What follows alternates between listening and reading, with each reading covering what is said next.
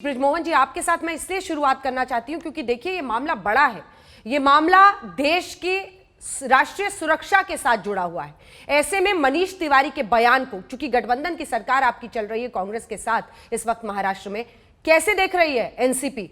क्या उनको सच बोलने की सजा मिलेगी क्योंकि उनके मुताबिक वही सच होगा, वही उन्होंने किताब में लिखा है, या फिर आपको लगता है कि सभी को इस सच को स्वीकारने की जरूरत है कि दशकों तक भारत एक सॉफ्ट पावर के रूप में देखा गया क्योंकि हम आतंकवाद को झेलते रहे लेकिन हमने आक्रामक जवाब नहीं दिया, और वो जवाब क्या एनडीए के आने के बाद मिला? ये दावा बीजेपी करती है। बृजमोहन जी, देखिए कि अगर मैं अभी हाल के हालात को देखता हूं तो मुझे पता लगता है कि भारत के एक दूरस्थ इलाके में, जो कि अरुणाचल प्रदेश है, वहां पर चीन एक गांव बसा लेता है। उस पर कोई चर्चा नहीं होती। खैर कोई बात नहीं। जहां तक बात मनीष तिवारी जी ने जो अपनी किताब में लिखा है, इसका बेहतर जवाब तो तत्कालीन प्रधानमंत्री जी और तत्कालीन रक्षा मंत्री जी दे सकते। लेकिन मैं एक बात खासतौर से इसमें कहना चाहता हूं कि जिस 26/11 का जिक्र मनीष तिवारी जी ने अपनी किताब में किया है, उसमें जो एक शहीद थे हेमंत करकरे जी, उनके ऊपर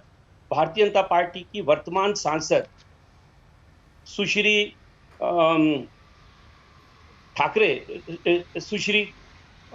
प्रज्ञा ठाकुर जी ने जो अपने बयान दिया था, उसमें उन्होंने कहा था कि ना मैं उन्हें देशभक्त मानती हूँ और ना मैं उन्हें शहीद मानती हूँ। बड़े आश्चर्य की बात है कि आज भारतीय जनता पार्टी के लोग बिल्कुल इस ढंग से घड़ियाली आंसू बहा रहे हैं सुरक्षा के ऊपर और बाकी की चीजों पर।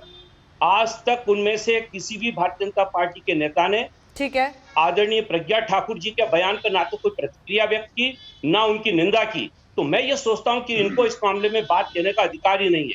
ये खाली बात सिर्फ और सिर्फ राजनीति के लिए करते हैं। और एक बात और है, अगर मनीष तिवारी जी की बात पे मैं जाता हूं तो 2008 के बाद 2009 में चुनाव हुआ था।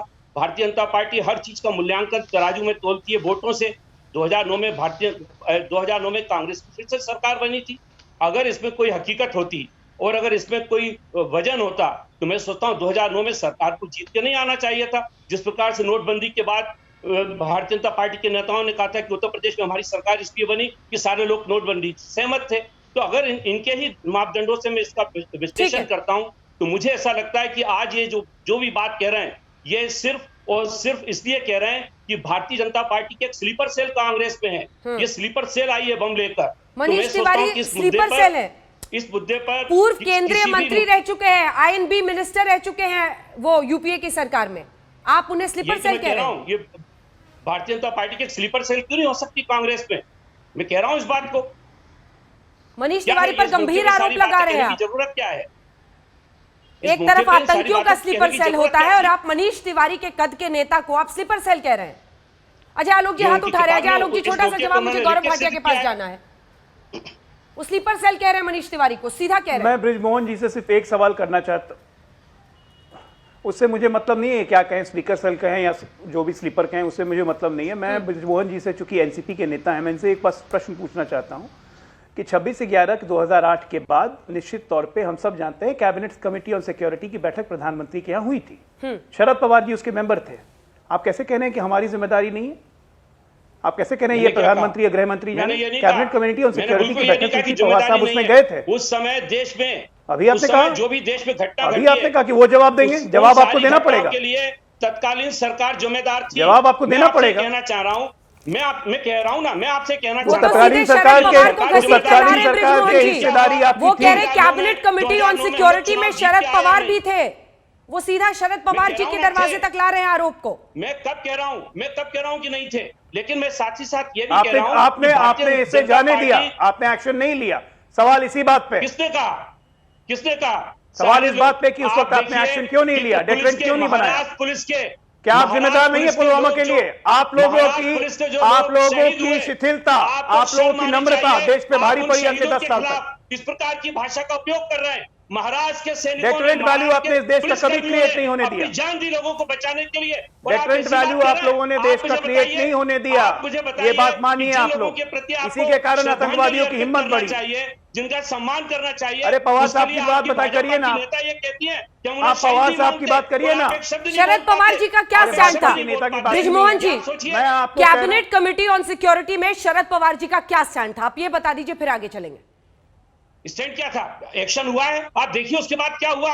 क्या उसके बाद कि हमारी सीमाएं सुरक्षित नहीं हुई? क्या उस समय कोई अरुणाचल प्रदेश में आके किसी ने अपना शहर, अपना गांव गौरव बसा भाटिया लिया? जी, जवाब आप दीजिए। बताइए मुझे, क्या दो उसके बातें बाद वो हुआ? कह रहे हैं। ठीक उसके है। बाद कोई भारत की तरफ आंख उठा के नहीं देख पाया। गौरव भाटिया जी, लेकिन जवाब दुर्भाग्य दीजिए। इस बात का, वो कह रहे हैं एक तो हमने दुर्भाग्य सही इस बात एक्शन का लिया, कि वो कह रहे हैं बीजेपी के आज घड़ियाली अरुणाचल आंसू प्रदेश हैं। में चीन बैठा हुआ प्रज्ञा है। ठाकुर ने अरुणाचल हेमंत प्रदेश में करकरे चीन पर बैठा सवाल है। खड़े किए थे, आप लोगों ने मौका देखा, लपक लिया। आपका जवाब गौरव भाटिया जी।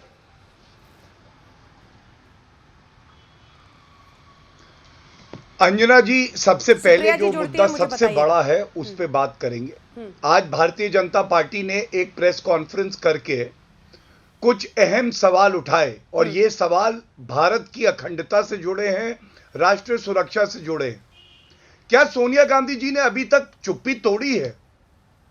सोनिया गांधी जी वही हैं अंजना जी जो यूपीए का रिमोट कंट्रोल अपने पास रखती थी। क्या बैटरी लेने वो पाकिस्तान गई हैं? बताएंगी नहीं कि मनमोहन सिंह जी ने अनुमति और खुली छूट क्यों नहीं दी। इसीलिए हमने कहा कि आज मनीष तिवारी ने जो अपनी किताब में लिखा है उसको कांग्रेस की विफलताओं का कबूलनामा कहना पड़ेगा। सर वो तो कह रहे हैं बीजेपी के दूसरी स्लीपर बात, सेल हैं मनीष तिवारी, मनमोहन सिंह आपके जी ने लिए तो काम चुप्पी कर रहे नहीं हैं। तोड़ी। हाँ, देखिए हमें तो मनीष तिवारी प्रज्ञा ठाकुर सेल को तो गोल बोल के दे, गौरव पेले भाई। ज्यादा लगते हैं, गौरव भाई, जैसे कि प्रज्ञा मणिशंकर ठाकुर जी अय्यर को बोल हैं। दीजिए जो उन्होंने मैं अपनी शहीद बात कर पूरी कर लूं प्लीज। जो ब्रिजमोहन कहा जी, कि वो प्लीज शहीद मैं नहीं है। अपनी ब्रिजमोहन बात जी पूरी रुक कर जाइए। लूं। ठीक है, ठीक है, मैं मैंने आपकी वो बात बयान का कोट कर उत्तर दिया है, उस दूंगा। पर भाई जवाब साहब दे रहे सुनिए। हो। रुक जाइए, जवाब देने मिस्टर भाटिया। देखिए, मैं एक बड़ी बात, ब्रजमोहन जी ने बहुत एक व्यापक प्रश्न किया। उन्होंने पूछा कि क्या यह हकीकत है। ब्रजमोहन जी, सब कुछ जाने दीजिए, कांग्रेस को तो विश्वास नहीं है हमारे सैनिक पे, लेकिन तत्कालीन air chief marshal Fali Homi Major ji ने वक्तव्य दिया कि हमारी वीर सेना, और वो तब भी उतनी वीर थी, वो जवाब देना चाहती थी, अनुमति क्यों नहीं दी गई? कांग्रेस ने वीर सेना के हाथ क्यों बांधे? क्या ये पाकिस्तान प्रेम था या हमारी वीर सेना पे कांग्रेस को विश्वास नहीं था? मैं आपकी हर बात का उत्तर बाद में दूंगा, लेकिन क्या आप आज देश के साथ नहीं खड़े?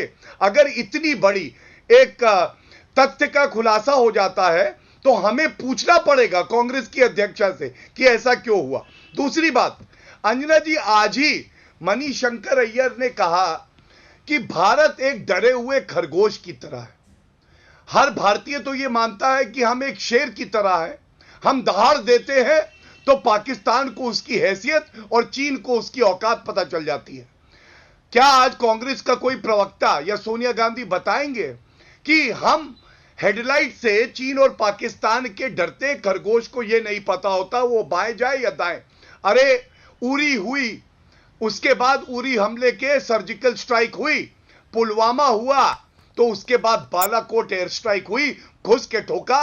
ये होती है नेतृत्व वो की चीन पर क्षमता, सवाल पूछ रहे हैं, अपनी उसका भी सेना तो पे कुछ जवाब विश्वास, दीजिए। जो श्री नरेंद्र मोदी जी गौरव ने जी, किया।